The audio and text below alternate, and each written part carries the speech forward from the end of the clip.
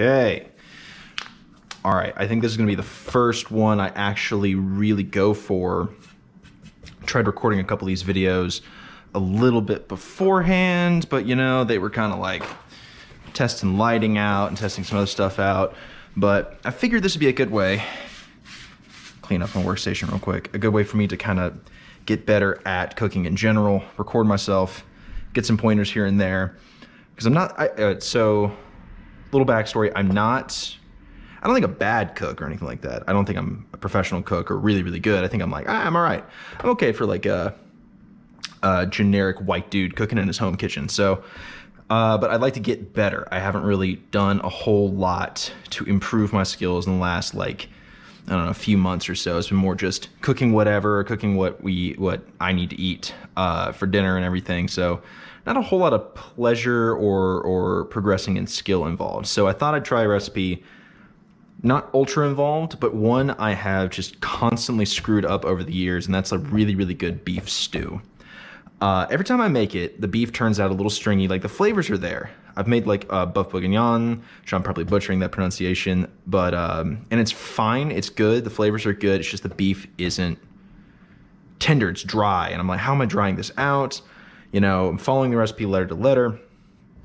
So this time I'm trying out a recipe by my favorite chef, Kenji Lopez Alt, which is his beef stew recipe. He recently posted this on YouTube, and I want to give it a shot. I'm actually kind of stealing his bit where he straps a GoPro to his head like this, and I think it's a really good way of visualizing what the cook is doing versus what you see with a lot of other TV shows about food or YouTube videos about food, where it's just somebody almost looking at you like you're in a classroom setting, which, you know, you can, that's helpful, and I think it works, but I think this is much better where you can see, you know, what I'm doing, how I'm cutting things from the POV that you are going to be using. So with that in mind, I'm gonna get started. So first things first, what's going into this, I actually went old school and I printed the recipe off right here. Just because I'm so gonna miss something, I don't wanna go back to my computer, pull it up on my phone, because I'm using my phone to look through my camera. So looking at the ingredients list, we can kind of go through real quick. We've got onions, garlic, mushrooms, we've got more kinds of onions, we've got beef, of course, we've got a bunch of other little things, red wine, stock, and whatnot. But let's go ahead and kind of get this going a little bit. First thing I'm gonna do is, one, mention that I've already chopped up everything damn near, just because it makes things a lot easier if I kind of get my stuff together. One thing I haven't done is chop up these carrots and these white button mushrooms. So what we're gonna do, I'm just gonna go ahead and dump these right here. Quarter these, and then chop up those carrots. So doing a thing where, I don't know if you've ever made a stew or soup from scratch before, but if you put vegetables in there at the beginning and expect to eat those at the end, they're gonna be completely and utterly mush. You know, usually these things are several hour processes to all day, you know, and it can really just ruin the vegetables, and they're not gonna have like a good texture or mouthfeel or whatever, how you wanna describe it. So I'm going to have two separate kinds of veggies following. Again, this isn't my idea, this is Kenji, the Lord and Savior of food. This is his idea, but I really want to give it a shot, you know? It's kind of the old saying where, like, an artist can't be an artist unless they master, like, the basics or the basic skills. Which actually, I don't know if that's entirely true. I think you can just do whatever you want. Art doesn't have to be, like, a paid thing. It doesn't have to be a thing that needs to be perfect. It's just a casual, creative expression if you want it to be, so, you know. But when it comes to something that takes a little bit of precision like this, and I want it to be really good, I'm trying to get better at the basics. So, hard to understand something, I guess, if you don't understand the basics. I think that's a better analogy. I don't want to be all elitist and be thinking, oh, you must, of course, only do the basics and master the old arts before going into your making anything of your own. And you can make whatever you want. I don't care. Cool. All right, so those are chopped up. Let's do these real quick, these carrots. trying to be nice and organized too. So I'm gonna try this 90-degree turn thing where you like slice like that, 90-degree turn, slice like that, 90-degree turn, slice like that. Oh yeah, that's cool. Oh, that's more of a 180. Already screwed it up. There you go.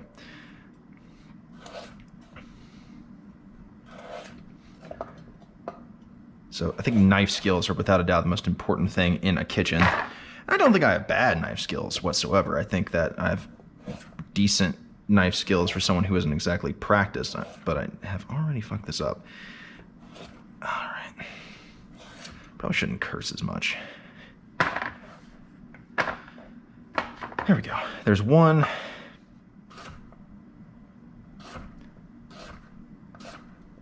Oh, should hold the knife like that. See? Trying to grip the knife like this. So some people hold their knife like that, but that feels really uncomfortable. So I like holding it like this. So you have a lot of control of the blade. Like the closer you grip up on the blade, the more control you have over it. So I'm kind of gripping right here. So I have a lot more control of this blade, which is helpful with getting decent cuts, which probably isn't demonstrated by whatever the hell I'm doing right there. So you stay right there. Stop moving. All right. Whoop. There you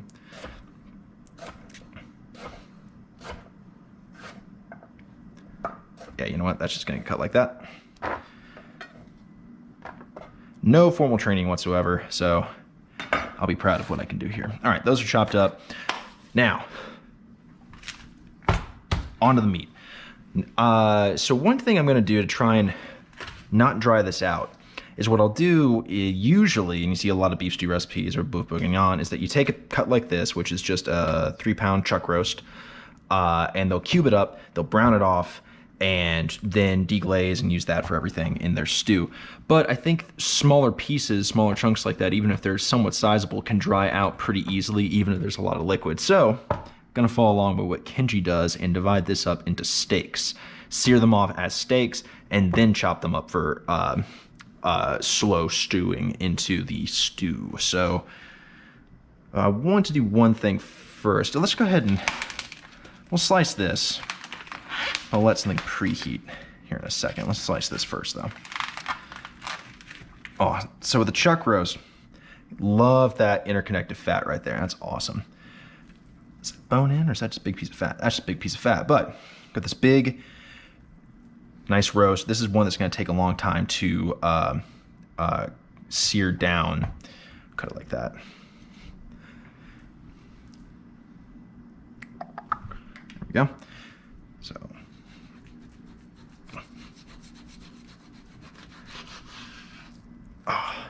So this isn't like a steak where you want it to be, you know, real quickly cooked. It'll be nice and tender. Now this is gonna take some time. Like all this has to break down. This is gonna be tough if you try to just cook it like a steak. This is stewing beef. There we go. I think we can make that work. Yeah, I think it'll work just fine. Okay, put that over there. That's getting too full. Wash this off. It's getting really, really cold here right now where I live, and I really wanted something kind of wholesome and hearty to eat on all week.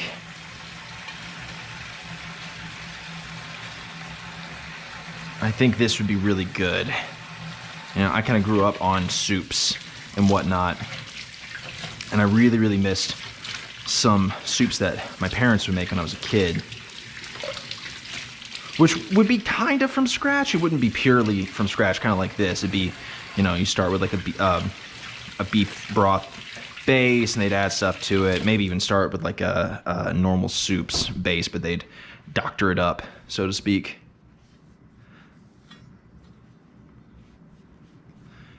There we go. Okay. Now, let's go ahead and preheat this big old Dutch oven. Vegetable oil, a little bit more. So I've got this cheap old squirt bottle for my vegetable oil and this fine dining piece of equipment for my olive oil. Just because every time, you know, I would use these for olive oil as well before I had this thing, and the top would just explode sometimes. I think I'm a little too aggressive with my squeezing, but that's okay. That's okay. All right.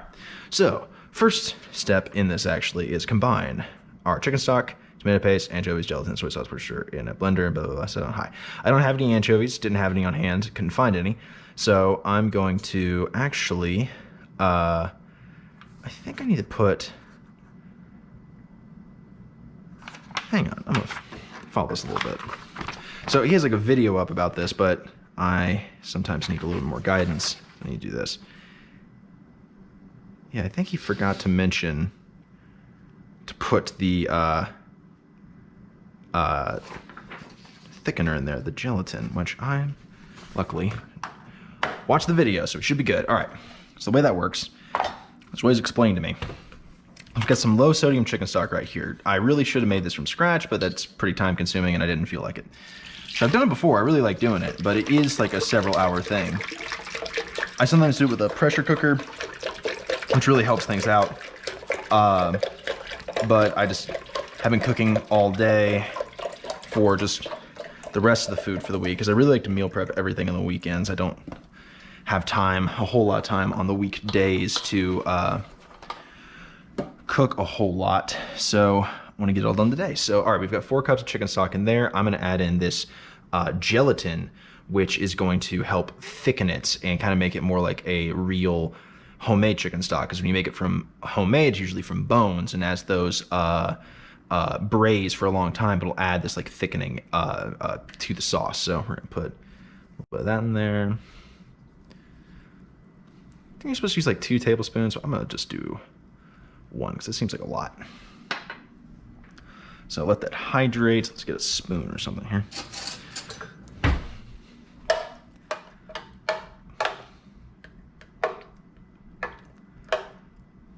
Hydrate for a second. Okay, it's getting hot, so let's go ahead and season our beef just a little bit. So I'm gonna do here, let's get some tongs. It doesn't really matter where I season that one, I guess. So let's just get some seasoning here. Kosher salt. Not like you were seasoning a steak, because this is gonna be a stew, you know? This is not gonna be a there's going to be a lot more seasoning going in later on, so I don't necessarily need it to be crazy well seasoned. I'm going to season both sides of this just a little bit, not quite as much as you would do for like a legitimate ribeye or anything like that. The way my favorite steak on the planet is a ribeye. Usually either reverse seared or not. Pretty good stuff. All right, that's getting pretty hot. Maybe we can test that. There we go. A bit of a water flick. All right.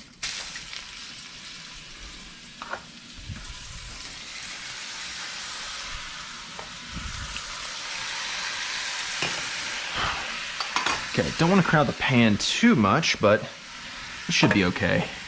All right, that's hydrating.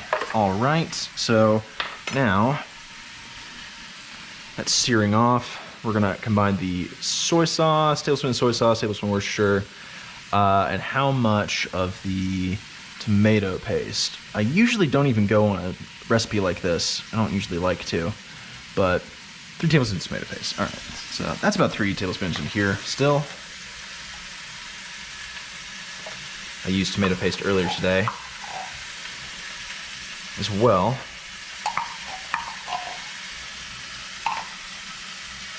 In there.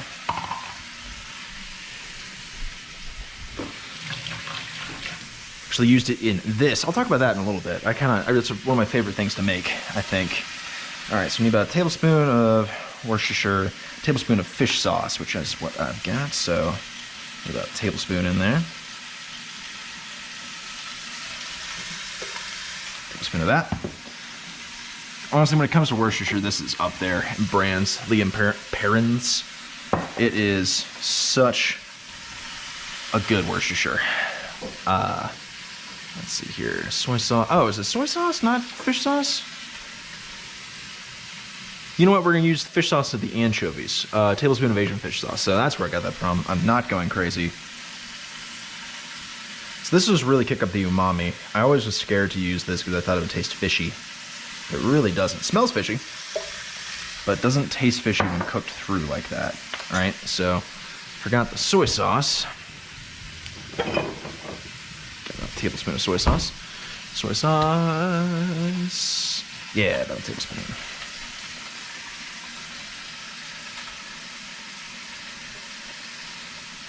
There we go. Cool. Do all that, do all that. Take that. Check on our meat here.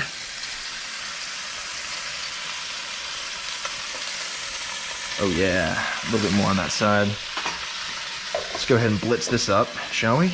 Let's just go with liquefy. Oh wow. Nice.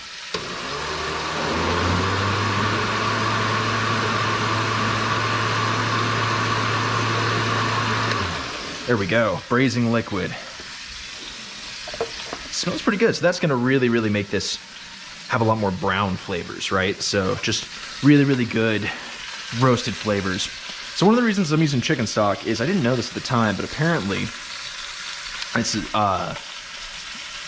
store-bought chicken stock is relatively okay when it comes to like water to actual chicken stock ratio, but beef broth tends to be not as good, which when I figured that out, or someone told me that, it all made a lot more sense, just because whenever I buy store-bought beef broth, it just sucks. It's never any good. But it's really hard to make beef broth from scratch because you need beef bones, and honestly, what kind of cuts of meat do you usually get that have bones in them, besides like a shoulder maybe, or like a T-bone? Chicken bones are a lot easier to come across, but I don't really have beef bones just sitting around, you know? There we go. That's looking good. That's looking good. That's a little stuck.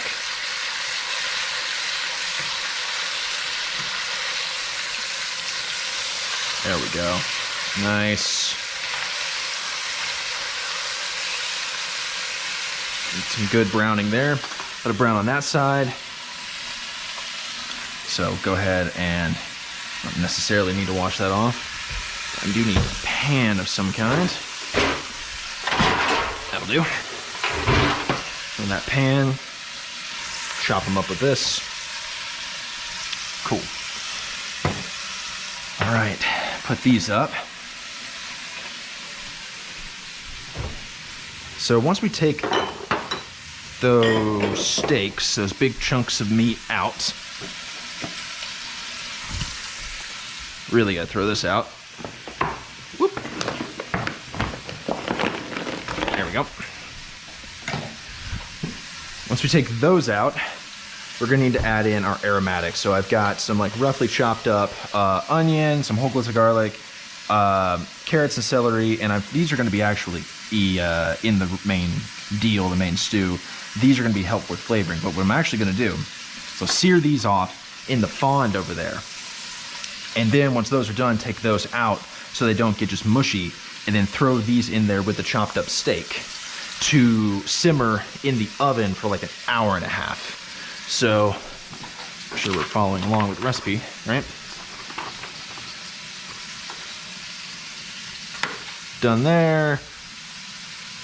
Till liquid is released, the mushrooms begin to brown. 6 minutes, lower heating this to prevent scorching. Diced carrots and pearl onions to cook, stirring on both sides. And then we take those out, add in our aromatics, deglaze with some red wine. So I'm using some cheap old Merlot. It's a dry red wine. I think it's dry. Dry just means not sweet, and Merlot is definitely not sweet, so hopefully that's right.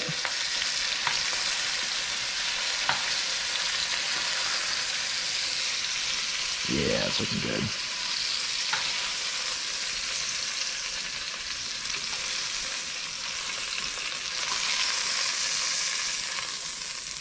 Yeah, that should be all right.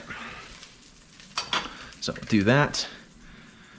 Now let's go ahead and throw these on in here. 6 minutes to, okay, add mushrooms to Dutch oven. So yeah, we do mushrooms first, then the carrots and pearl onions is what I thought. Okay. So add these in here, let them cook for a little bit. Let's get a spoon, good old wooden spoon.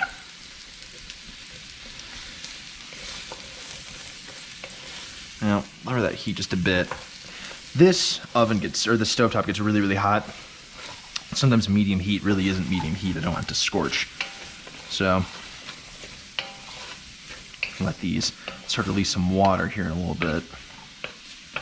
Now, one little thing, going off script a little bit, as I always do, apparently. Just because it looks a little hot, just gonna add a little bit of water to help deglaze the pan, right? I don't want it to burn.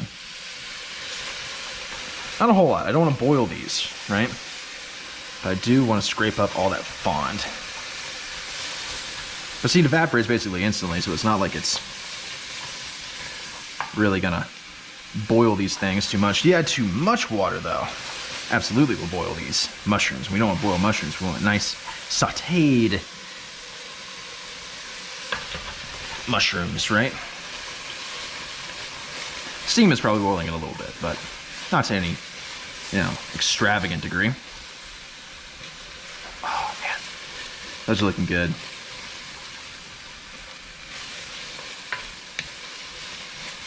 So I'm not deglazing with wine right now because it's just going to evaporate off and not go into anything. I don't want it to, I want the wine to flavor the meat, right? And flavor the stew.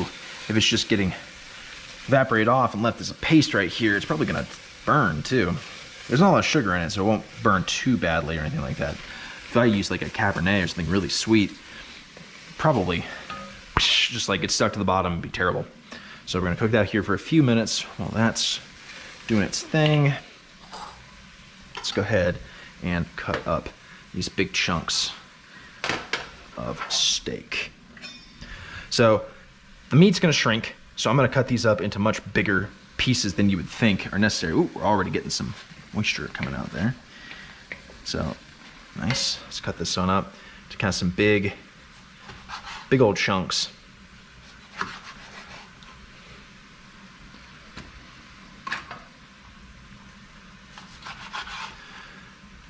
A lot bigger than you think. So we can tear it up later if it's too big, right? That shouldn't matter too much. Yeah, it should be fine.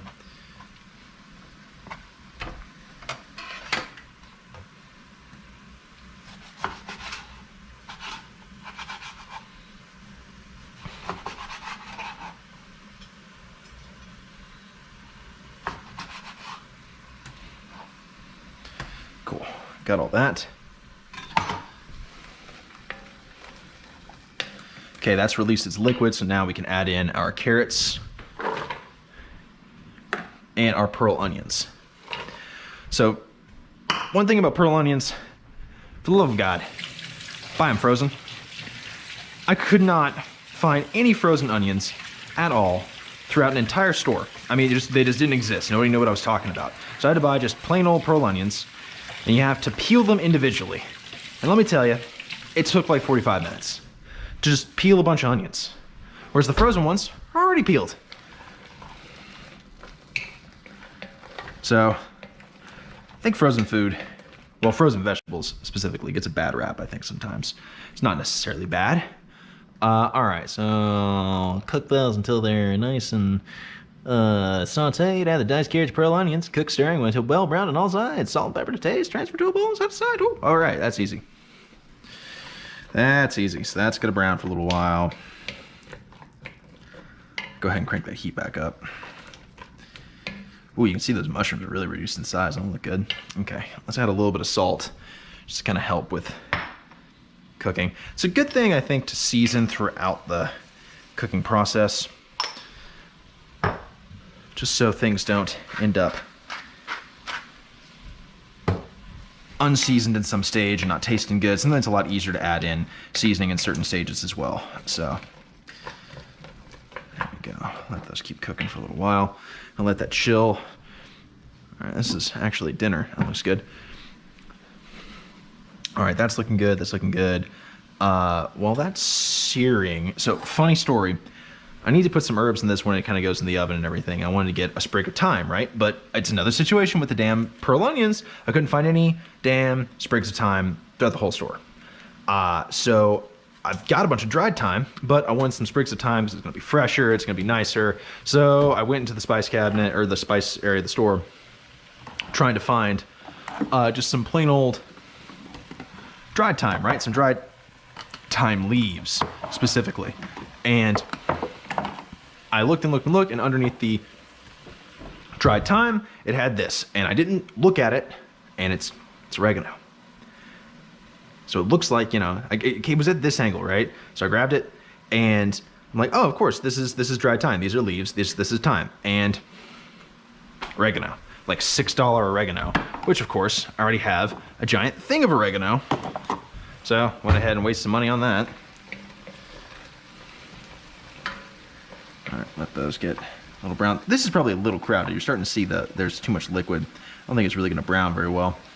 That's okay. We'll figure that out. Just gonna, yeah, it's fine. So I had to Google, like, oh, what is the ratio of dried thyme to sprigs of thyme, right? So this is really, really potent stuff. What is this equivalent to a sprig of thyme? So it's like a quarter teaspoon of this stuff is equivalent to a very large sprig of thyme, supposedly, to, you know, according to random internet facts, right? So we're gonna see how that goes. Too much thyme is pretty gross, but I do like thyme a lot, so it should be okay. Yeah, there's a lot of liquid going on in here. Yeah, that's a lot of liquid. Probably not gonna get the best browning you've ever seen, but this is also all gonna go into a stew for like another hour, so I'm not like that concerned about it. I just want to get a little bit of color. But once that's all done, I'm gonna bowl.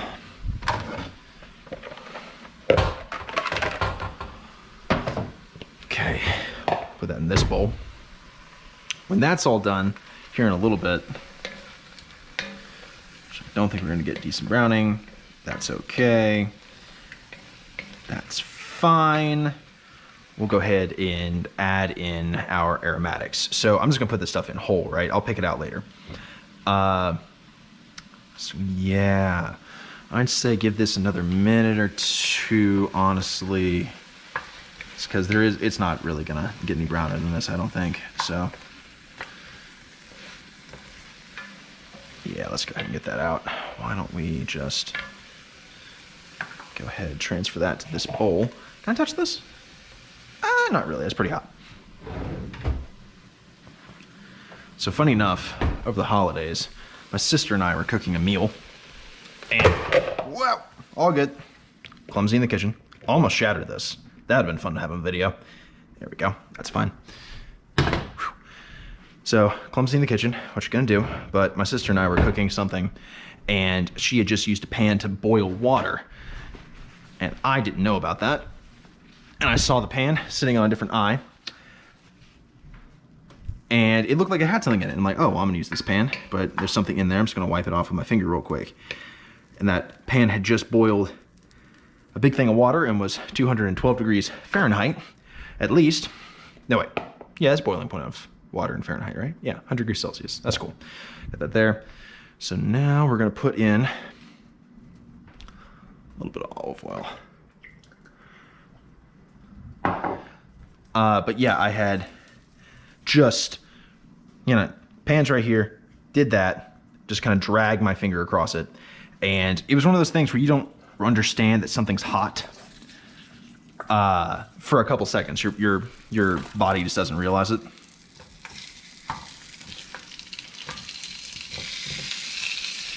And let me tell you, I figured it out pretty quick afterwards. My finger has just healed up. It's this finger right here. But that little motion just seared off the skin on my finger, and it just boiled up to like the size of like a grape, just right on my fingertip. And it was unbelievably painful.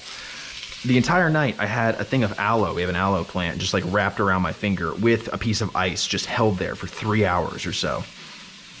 And even then, it just was on the cusp of every time I took a piece of ice away, it would just be unbelievably painful.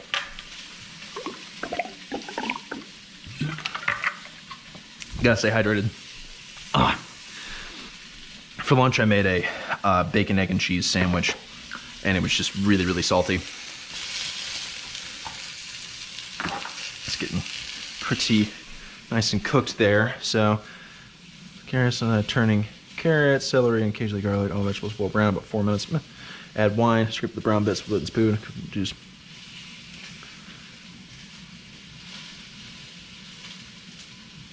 Yeah. Oh yeah, I gotta toss up a flour. Almost forgot about that. I knew I'd forget some stuff. Cool.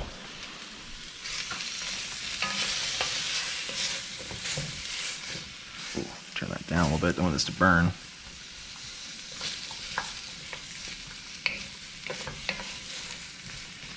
Okay. Do that. Move this right here. Still clackety clack right there. Okay, so well that's finishing up. Just getting nice and cooked there. Trying to get everything touching the bottom, right? Cool. Put you right there. We're gonna flour up these steak chunks.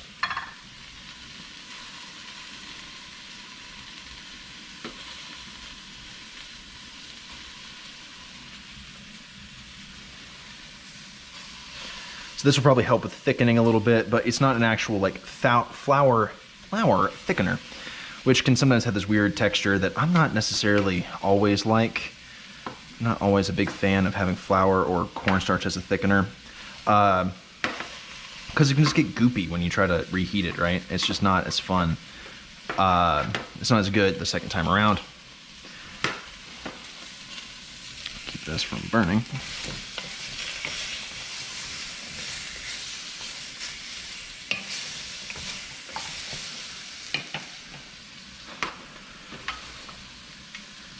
So that's what the gelatin's coming in to do, right? The gelatin is going to be helping us get that really thick, like glossy mouth feel that we wouldn't really get with flour as easily. There's a little bit more here.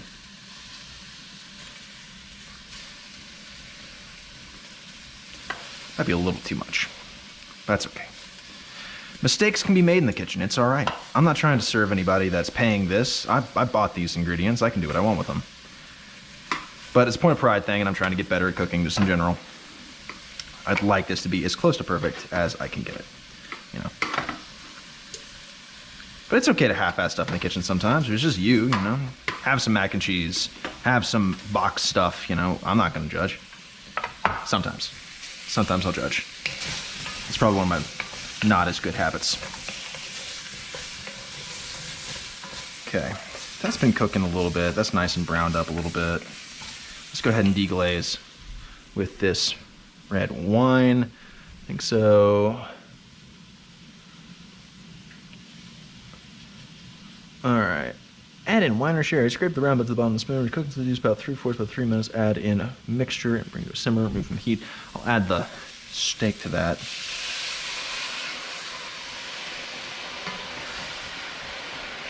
Cool. It's about a cup of red wine. Nice. Now I don't want this to burn. Let's go ahead, add in the meat as well.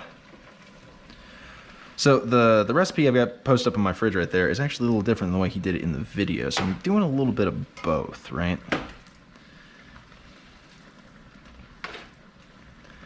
Okay, get that, get that. That. Nice. So that keep cooking here for a bit. Oh, I see why you did that. It's because it doesn't want to cook off if there's not enough room, right? I see. It's probably made more for like a conventional stovetop. See, this is a learning process. I probably should have thought about that, right? It's still evaporating a little bit. We'll just be a little slower. Just keep things moving. Keep things moving. Yeah, we're getting rid of the liquid. And it's going to be a big stew anyways, you know. It'll kind of cook the alcohol out later on. So I'm not really that concerned about it. If you think back on it, stews and a lot of these big family dishes have a lot of room to breathe. They don't really need to be absolutely perfect or unequivocally like the best thing you ever had in your life. They're made for big families. They're made for feeding lots of people with, you know, a little bit of effort. Here, let's make sure this is nice, still liquefied. Nice. Okay. I'll add this in. I probably should wash that hand, but it's all right. There we go. Add this in. Add in our stock mixture. Nice. Covering everything up. Very nice, very nice. All right, now let's wash our hands. What was I saying? So yeah, like I love stews and big things of like, you know, a lot of Italian cooking and a lot of what is like quote unquote peasant dishes, right? Because they started out just feeding really big farm families that, you know, they've gotten fancier as, you know, life has gone on, as, you know, modernization has happened. But at the end of the day, they're really these home style and very like heartwarming and hearty meals. They don't have a lot of fluff. They don't necessarily need a lot of fluff. They just need to be, you know, well prepared, made with love, and, you know, a little bit of thought put into them. But, you know, like I think that sometimes we put a little too much thought or a little too much status on, you know, these intricate fine dining meals, which of course are good. I'm not knocking those whatsoever. But something about just like a home cooked stew or a big thing of pasta or something like that made by friends and family, just always tastes better. It's these like simple meals that just have a lot of love and heart put into them. Put a lot of bay leaves in this, by the way. Okay, so when we do that, we're bringing this up to a bare simmer. Go ahead and do that. Put these bay leaves in. Got a lot of bay leaf flavor. And then let's go with about a teaspoon of thyme.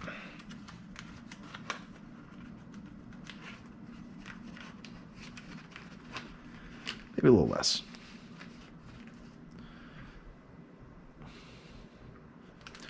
All right, if it's super thymy. Whoops. Let's get a different spoon. No, I want that to be my big soup spoon. We'll use this.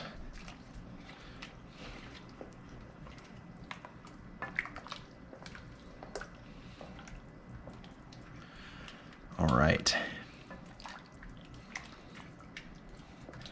We'll get this going. Bring up to a bare simmer. Not doing the best at keeping my station clean here, right? Trying to be better about that. While that comes up to a bare simmer, I'm gonna talk about this real quick. So this is something I lovingly refer to as bean thing. It doesn't actually have like a name, but it's basically just this meal prep thing I've been doing for a long time where it's, you start out searing off a little bit of chorizo, like maybe like a quarter pound of chorizo, and searing off some ground beef or ground turkey in the chorizo fat and juice, taking all that out, and then searing off onions, chopped up cherry tomatoes, and then garlic, deglazing with some white wine, adding your meat back in there, adding in cans of your favorite crushed tomatoes, a little bit of water, a little bit more wine, splash of fish sauce and Worcestershire, and it makes this really, really good sauce. And then I fill it with just like more spinach than you should probably like have in something. But this is not like this perfect stew, this perfect sauce is going over some pasta. This is kind of like a relatively healthy, cheap, make a big thing of it, cook it on a Sunday, eat it all week. So there's a bunch of white beans, white cannelli beans in there for fiber. You got some like spinach for your greens, and plenty of protein in there as well. So it's really good to have a big crusty thing of soup. So, or not soup, but big crusty thing of bread to go with that, or on rice, or even with a little pasta. It's really good, or just by itself. It's great. All right, we're coming up to a simmer. Don't need to go to a rolling boil or anything like that. All right, so just double checking. That's going to go into a 300 degree oven for, I don't know, hour and a half, I think. Yeah, oven. Parts of the lid open, hour and a half. Like we should hold a slow, steady simmer the entire time. Just oven. Okay, that's definitely not a slow, steady simmer anymore. Let's move that off real quick. That's kind of getting up to a boil, so. Partially cover that to allow it not to just kind of be like an oven within an oven, which is what a Dutch oven is really. So it'll heat super hot if you close it all off. But This is allowing a little bit of the heat to escape, but also within an oven, it's going to heat, you know, all the way through at all times, not just from the bottom up. So you get like a better simmer and a better total coverage of heat. So everything's kind of cooking at the same rate, right? So let's go ahead and put you in the oven. Okay. We'll do that for about an hour and a half. I might stir it here and there. Then an hour and a half, we're gonna add in that stuff back in, take all the aromatics, and I think add in some potatoes, but we'll be back in about an hour and a half. Okay, and we're back at it. So it's been like an hour and a half. I just took this out of the oven. It's looking good. It smells like beef. It smells really good, actually. I'm really excited about this. So I've stirred it like every 30 minutes for the past hour and a half. So now we're gonna take out the aromatics and put in the sauteed veggies and everything, and some potatoes that I'm gonna peel. In the hour and a half this thing's been simmering, I have drank half of this bottle, and it has hit me like a freight train, where afterwards the conductor got out of the car and beat me for getting on the track. So, you know, double hit there. Man, yeah, no, I was sitting down watching TV, eating dinner, and now I am just, you know, I'm in a good spot, actually. I'm feeling pretty good. Feeling pretty good. So we're gonna peel these potatoes. We're gonna get all those aromatics out of here in a second and put it back in the oven for like another hour, and maybe it'll be done by then. We'll see. We'll play around with it, right? This is the worst peeler ever, right? You see the cool ones where it's like, looks almost like a safety razor. You just do that and it peels just fine. This thing sucks. I mean, you gotta like put so much force right here and just barely get it. I gotta buy a new one. I always forget. It's like every week, the past 2 weeks, when I've gone to the store, I forget that I'm out of mustard, and I forget to buy mustard. It's one of those things that you just like, you never think you're gonna be out of. It, like, when are you out of mustard? You just get like a shit ton of mustard, and like that's it. Like, you don't need to think about mustard for like forever. But no, out of mustard, totally out. Keep forgetting to buy more. It's my own fault. I have a whiteboard behind me where I can write down stuff that I don't have, that I need to go get. You know what? Actually, I actually haven't even done that. So, here, write that down real quick. Mustard. Cool. I will remember it this time. Okay. All right. Peel these potatoes. So, using Yukon Golds just because they're not going to like disintegrate like a russet potato or something like that. This is a little waxier, hold its shape better. Honestly, I probably could have just kept these skin on. I kind of like skin on potatoes for all the vitamins and minerals and everything. All the things that make you big and strong are supposed to be. Whatever, I'm a grown person. I can have potatoes however I want. I don't have to have the skin. All right. Oh, man. So also, while this thing was simmering, I had a thought, right? So this was brought up by a different Kenji Lopez, all video I watched actually, but it made me think where it's like, you know how like in a lot of American settings, you have this, when you think about international food, you always think about like a restaurant, right? You always think that's what that food tastes like. Whatever I had at this restaurant, this fancy Italian place, fancy Chinese, Japanese place, this is what that culture's food tastes like. But it doesn't really take into account that that is a restaurant setting and not a home cook, right? So what does like home style Italian food versus restaurant Italian food? What is home style Chinese food versus restaurant Chinese food? Like, you know, you see like all the little care and everything you see in like a really like fancy Italian place that obviously doesn't happen in an Italian person's kitchen. That can't be the case. Same with like somewhere in Asia, right? China, Japan, Vietnam, like Vietnam, sorry. There's no way that what you have at like a very upscale restaurant is what you would have in someone's home. Honestly, some of like the smaller mom and pop places you could get food from different cultures, that's probably more akin to what they would serve in their own homes, which I honestly sometimes prefer. Like, I like kind of having these like home style things, right? And it also got me thinking, so you see a lot of like international stuff, so well, outside the US, where they talk about like American food and they think of like McDonald's, or you know, like crazy amounts of cheese and excess, and you know, these crazy meals, and they're kind of gross. They're covered in mayo or like way too much American cheese or whatever. And like, that's fair. That exists. Like, you see that on like TikTok, or you see that on Twitter, and you see like these crazy, like, you won't believe this amazing meal, or like, this is like 5 pounds of cheese like melted over a burger, which is just fucking disgusting. So you see all that, and that exists, right? But that's not, I think, what a typical, you know, American eats, really. Like, you know, some people eat fast food, and that's okay. You know, that's sometimes what they can afford. That's sometimes what is convenient. Maybe their work just doesn't allow them to cook a meal. But if you know, I didn't grow up around that. I didn't have fast food all the time. I had just, you know, plain old home cooked stuff, and some of it wasn't, you know, made from scratch. Like, I had a lot of Hamburger Helper, which is, you know, a brand of boxed like seasoning and pasta, but my mom would always season ground beef and saute it, and you mix that in there, so it would have like a strong base. It would just, you know, she'd have a little help. And you know, half the time I grew up on crock pot too, which is just a brand of slow cooker. You put meat in there, a little bit of seasoning, whatever, let that cook for like 8 hours.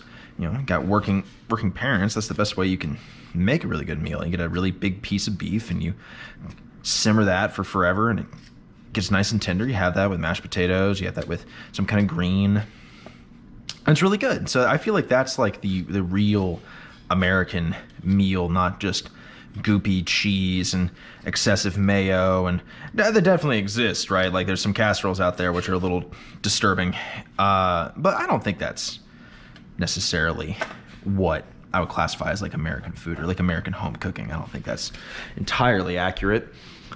You know, it's definitely certain people's realities, and that's okay. You know, I'm not gonna knock on people with like what they like to eat.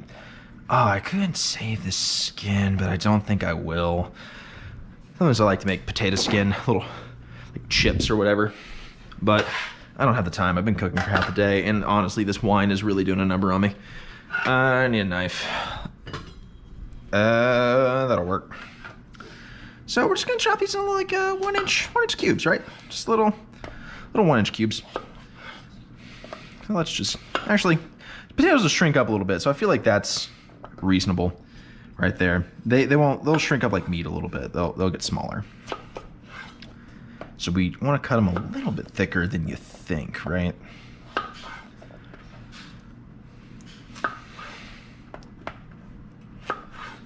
Okay. I did eat right before this, and it was delicious. I need to do a video on the bean thing that I was making earlier. I love that stuff. It's so good, and it's pretty inexpensive, and it lasts for forever. I mean, like, for real. I just emptied a big pot of it, and I just have like this much of it, just right there. I mean, you can eat on that for days. Mix it with some rice or some bread, and you've got like meals for forever. You know, pretty cost-effective stuff. It's really tasty, high in protein. I've said that like 4 times, but you know, oh man, what is up with this wine, man? This is potent shit. Okay, I'm gonna try and avoid doing shots of my sink because it is filled with dishes right now. I was trying to make this kitchen look clean and everything, but you know, it only partially succeeded. It's a real kitchen. This is a used kitchen. This isn't like a professional setting. Things get dirty. It just happens. Okay, following along, we are going to take out all this excess stuff that I don't need. Put it in this. Let's get my tongs. So let's get all this stuff out. It's looking good, right? So let's get that. Get this bay leaves out. Get this onion out. Get the onion, celery. All our aromatics got to come out of there. Most of it, at least. I'm going to try and hunt down where those big chunks of garlic are, right? Hate to bite into that, but it could be kind of difficult. All right. Oh, man. That's a piece of meat, but that's an onion and a bay leaf. There we go.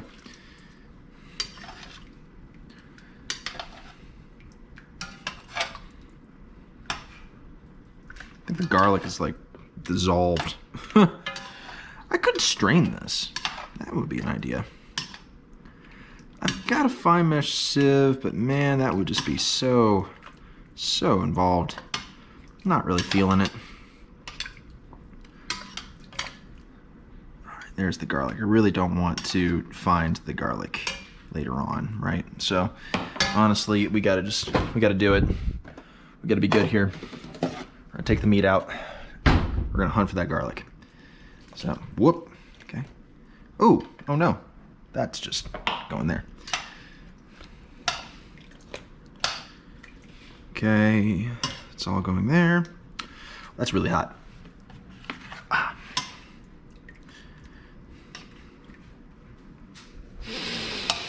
Oh man, that's good.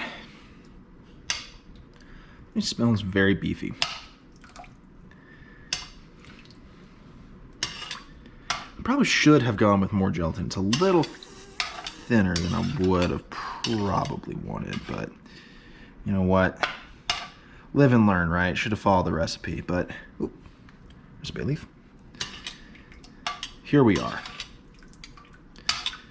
Here we are, living our best lives, doing our best to make a stew, right? If it's not quite as thick, I'm just gonna cook it down, you know? We all make mistakes. We can change things up. Where the hell is this garlic? I feel like I'm just finding stuff. I guess it's kind of just dissolved. Well, all right, that's fine. Okay, we'll put our beef back in. That's also gonna like saute for another hour, right? So we're gonna put these back in. Cool. And we'll put our potatoes in real quick. Man.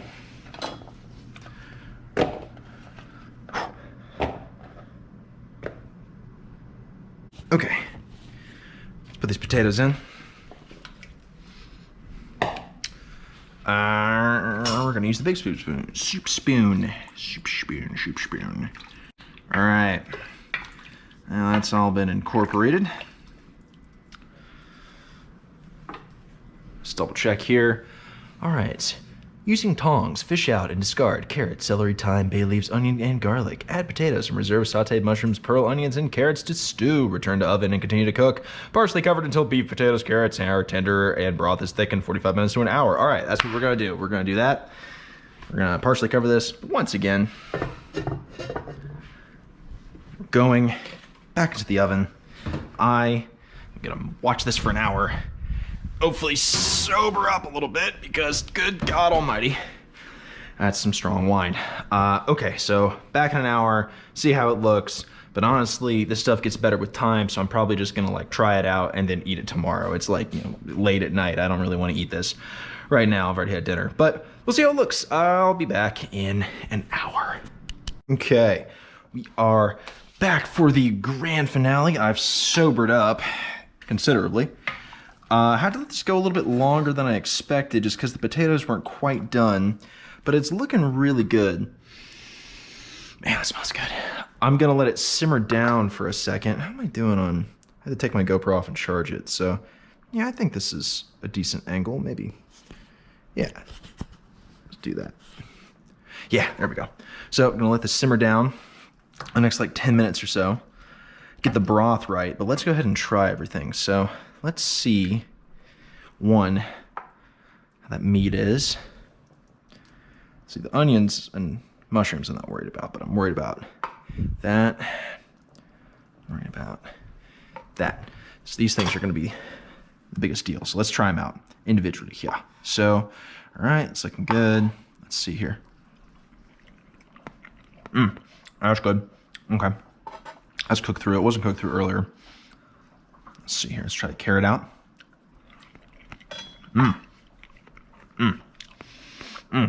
Okay, so this is interesting. I'm so used to having soups and stuff that just sit for like all day and sit way too long. I'm used to these things being mushy. And the fact that they're not and they still have like texture is weirding me out, but like in a good way. I don't think I've ever really had anything like this. Whoop, that's a little warm. Actually, no, we want that. We want this to simmer down.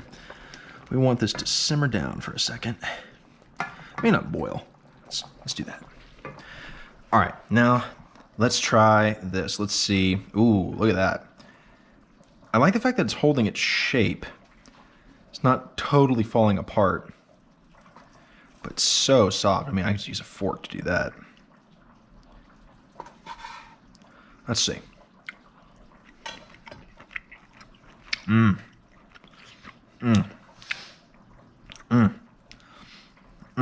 Oh, man.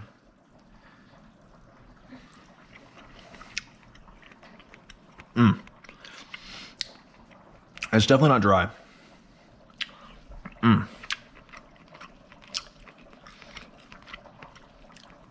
let it go like 10 minutes longer than it probably should have. So it's like a little on the cusp of being stringy right there, but it might just be the piece too. Let's put that back. Let's try a different piece.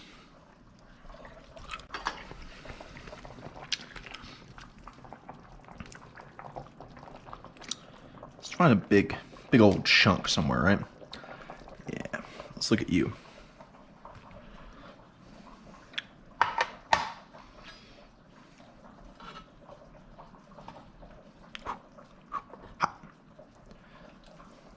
You know what? Let's hold it with the tongs. Instead of just gripping it with our fingers, right?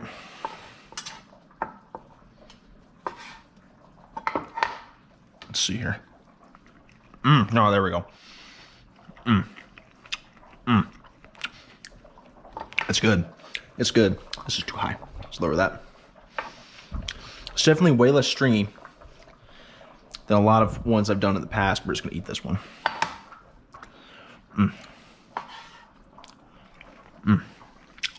It's a little dry here and there.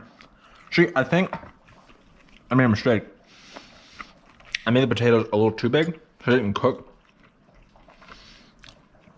as fast as I need them to be in that hour. And I let it go about 10 minutes too long, and now this is a little overcooked. But you know what? It's a lot better than other ones I've tried. And that's a note to make, you know? When it's done, and we gotta just make everything the right size. Let's think like flavor-wise, where are we at? Do we add any salt and pepper?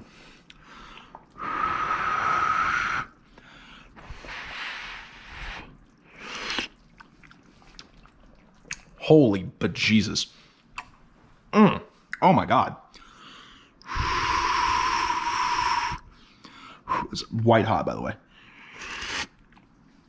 Whoa. Whoa. Whoa, whoa, whoa, whoa, whoa, whoa, whoa, whoa. That is wild. That gelatin really worked. It's like velvet. I need a second opinion. Babe. Babe, come here. I gotta see if I'm not crazy.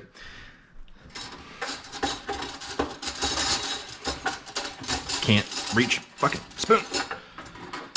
There we go.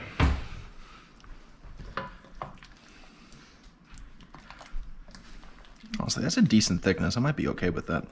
All right, I need you to let me know what you think. It's very hot. Hello. Hello.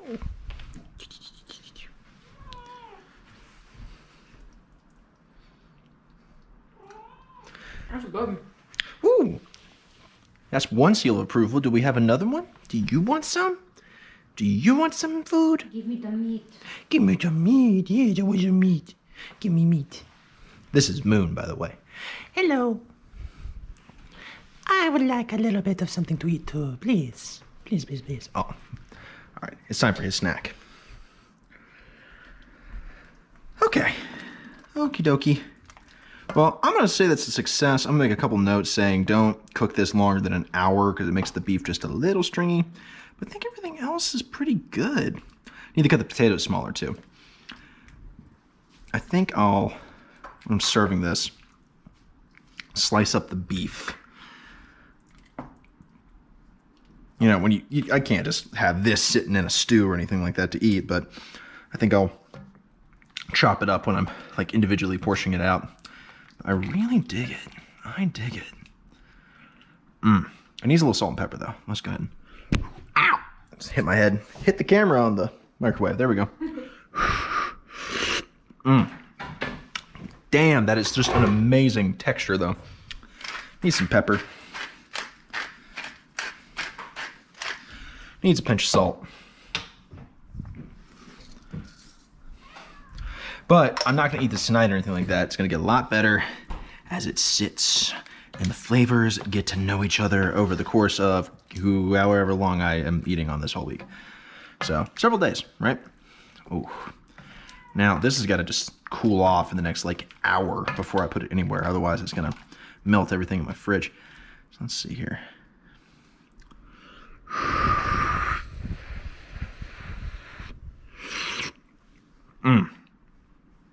Perfect.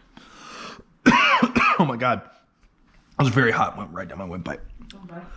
Okay. Oh my God.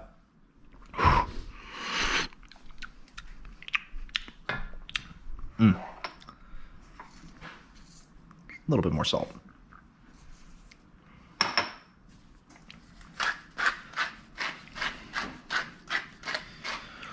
A little bit more pepper.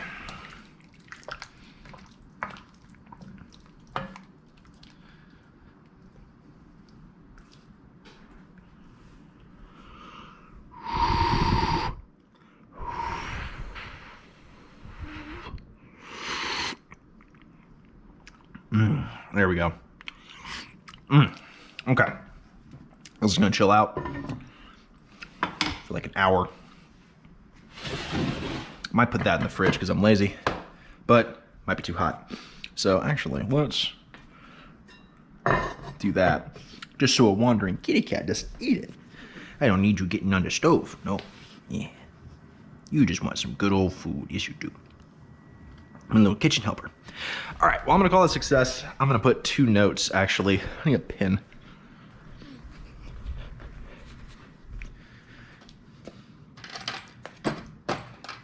Sharpie. Okay. Highlight here that, whoop, this isn't a highlighter, it's a Sharpie. Like that. And then potatoes.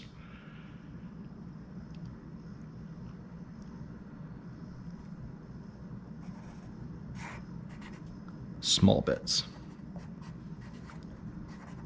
Ooh, forgot one of the most important parts. Whoop.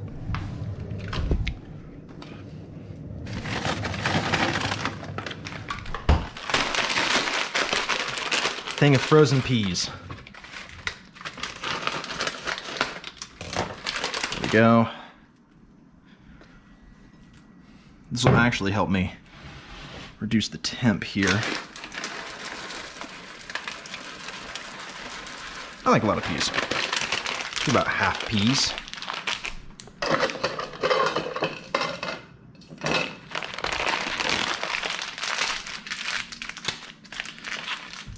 Running low on decent clips here. There we go. Use that for something. So these peas will thaw right in this. And they'll basically, they're already cooked and everything too, so it's really no big deal. Okay. Yeah, add a little bit of green in there, right? Nice. Okay. Let that cool off, put it in the fridge, and I'll eat on that all week. All right. Things we learned: smaller potatoes. Do a shorter time on that. It was cooking the meat a little too much. This is weirdly strong. But yeah, I think overall, that's really good. I think the next one I'm gonna try might be maybe a little bit more intricate of a recipe, just to kind of like flex that a little bit. But yeah, I think that's about it. All right, well, if anyone's actually watching this besides like friends and family, I hope you enjoyed.